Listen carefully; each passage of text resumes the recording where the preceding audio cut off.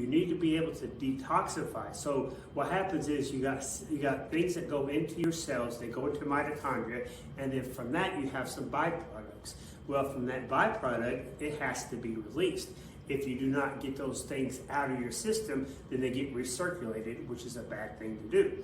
If you're not having regular bowel movements, a lot of times things through your liver goes through phase 1, phase 2 in your liver, and then it gets deposited into your gut and your stools, and you have a bowel movement, get rid of it. So if you're not having regular bowel movements, for instance, you need to make sure that you are, because that's going to help reduce some of the recirculation of the toxins. In a minute, we'll talk about hormones.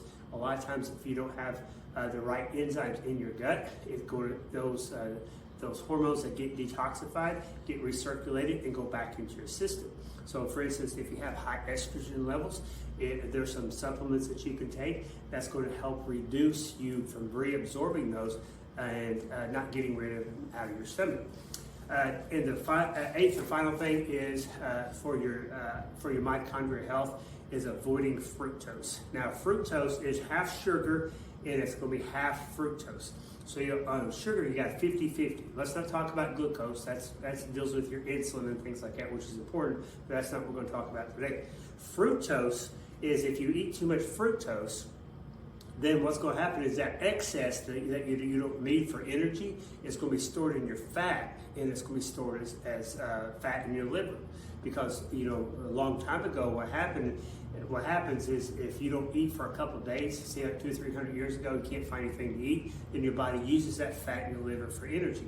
The problem that we have is that we don't go days without eating. There's meals every day. We eat too many meals, and it keeps getting stored there. So when you talk about fructose, it leads to fatty liver. So that's a sidebar. If you have fatty liver, that's a big telltale sign something's not going right. You need to make some changes.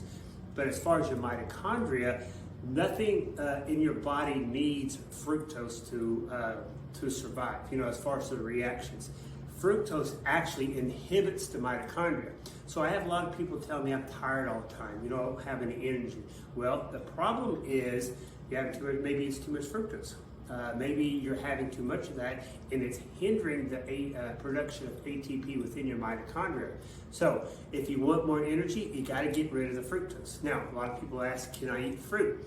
My take on that is if you are metabolically healthy, fruit is good for you, especially berries.